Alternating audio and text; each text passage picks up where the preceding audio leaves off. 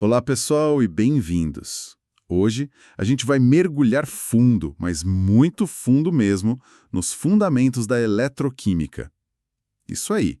A nossa base aqui é uma apresentação de aula, que por sua vez se apoia num livro que é, assim, a grande referência da área, o Electrochemical Methods, do Bard e do Faulkner. Exato. E a nossa missão aqui é entender como a eletricidade e a química, sabe, dançam juntas, como é que os químicos usam voltagem, usam corrente, para investigar e até para controlar reações químicas. Essa dança que é fascinante, porque, no fundo, a eletroquímica estuda justamente essa relação entre elétrons e átomos, bem ali na fronteira entre os materiais. E essa mesma dança, que pode criar a energia do celular, é a mesma que... É a mesma que, de forma descontrolada, vira o pesadelo da corrosão, que pode destruir uma estrutura inteira. O princípio é o mesmo, transferência de elétrons. A diferença está no controle. Toda a diferença está no controle. E é sobre esse controle que a gente vai conversar hoje. Ok, essa conexão entre a bateria e a ferrugem já é um ótimo começo, mas as fontes mostram que o alcance disso vai muito, mas muito além, né? Muito além. A gente tem que pensar nos métodos eletroquímicos não como um fim em si, mas como uma ferramenta de investigação super sensível. Tipo o quê, por exemplo? Bom, a apresentação cita a eletroforese. A gente usa um campo elétrico para, puxar moléculas como o DNA através de um gel e separar por tamanho. É uma aplicação bem direta. Certo. Mas o poder mesmo, sabe, está em usar o eletrodo como um reagente químico que você pode ajustar. Um reagente ajustável. Como assim?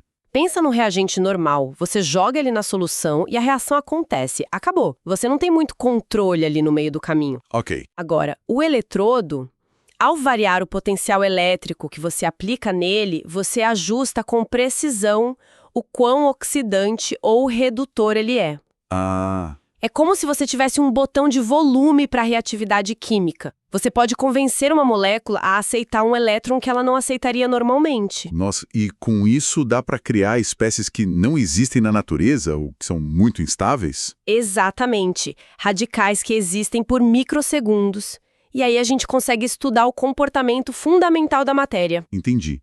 Então não é só para fazer coisas em escala industrial, como produzir alumínio ou cloro, Que são exemplos gigantescos, claro. mas também é uma ferramenta de pesquisa para obter dados termodinâmicos, analisar traços de metais pesados na água. Isso, você consegue medir concentrações em partes por bilhão com algumas técnicas.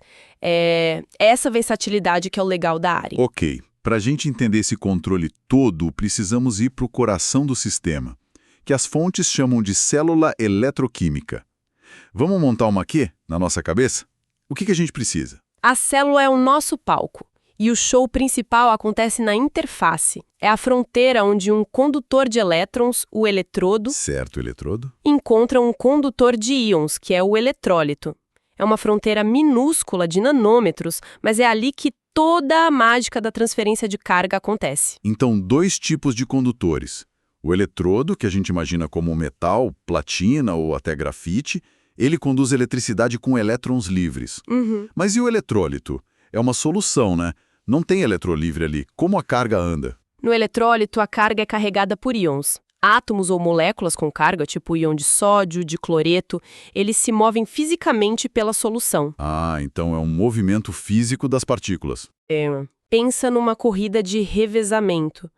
Os íons carregam o bastão da carga elétrica de um eletrodo até o outro. E a fonte fala que não é só sal em água, né? Menciona sais fundidos, polímeros. Sim, e isso é super importante.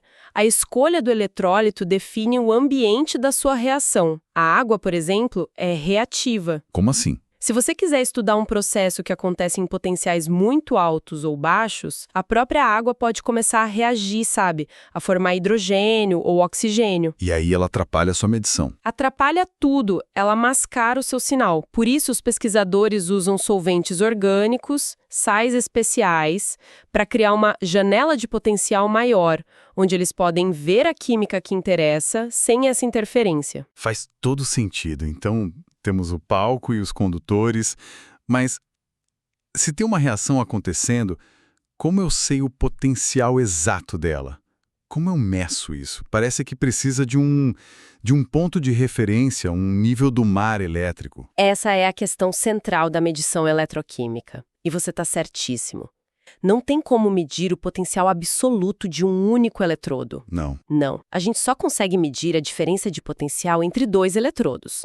Então, o que a comunidade científica fez? Criou um padrão. Criou um padrão, um ponto de referência universal.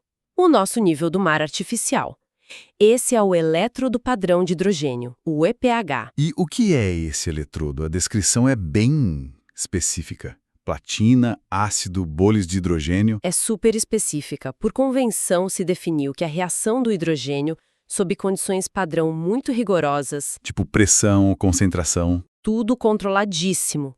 Nessa condição, o potencial dele é, por definição, exatamente 0,000 volts, em qualquer temperatura. É o nosso marco zero. Tudo é medido em relação a ele. Peraí, mas isso parece um pesadelo para ter no laboratório. Gás hidrogênio que é inflamável, uma superfície de platina que pode ser contaminada por qualquer coisinha. Ninguém usa isso no dia a dia, usa? Praticamente ninguém. Você acertou em cheio. O EPH é um padrão teórico, não prático. Ah, bom. É o nosso relógio atômico que fica trancado num laboratório de metrologia. No dia a dia, no laboratório de verdade, a gente usa eletrodos de referência secundários. Que são calibrados em relação a esse padrão de hidrogênio. Exato. Eles são como relógios de pulso de alta precisão. São estáveis, fáceis de usar e super confiáveis. E é aí que entram aqueles nomes que a fonte cita, como o de prata cloreto de prata e o de calomelano. Isso. A genialidade deles está na construção. O potencial deles depende de uma única coisa: a concentração de um íon, geralmente o cloreto, que é mantida constante dentro do próprio eletrodo. Entendi. Por exemplo, o de prata cloreto de prata. A gente constrói ele com uma solução saturada de cloreto de potássio. Então, a atividade do íon cloreto é fixa. O resultado é um potencial super estável que não muda, não importa o que esteja acontecendo no resto da célula. Ele funciona como uma âncora, então. Enquanto o potencial do meu eletrodo de trabalho, onde a reação acontece, varia, o de referência fica ali, paradinho, me dando um ponto de comparação. Exatamente essa ideia. Uma âncora. E o de calomelano, que tem mercúrio? O princípio é o mesmo.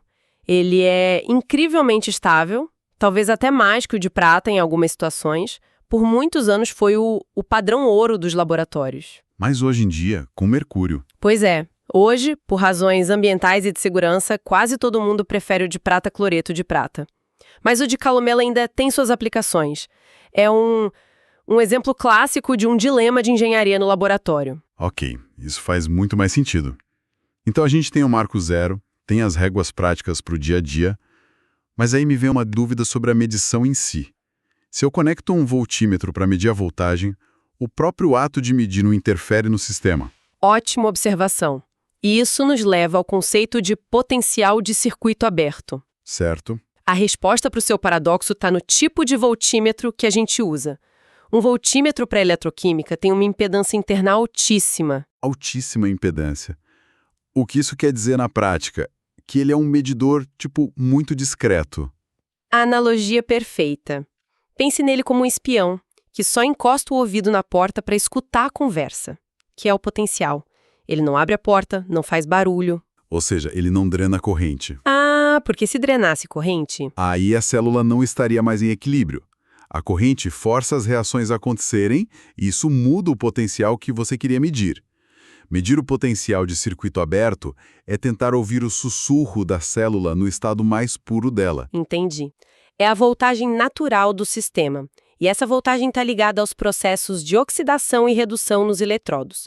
A fonte dá um exemplo com uma molécula, o 9,10-fenilantraceno. Ah, o DPA é um exemplo clássico e lindo, porque você pode ver a eletroquímica acontecendo. Vê, como assim? O DPA, na sua forma normal, é incolor.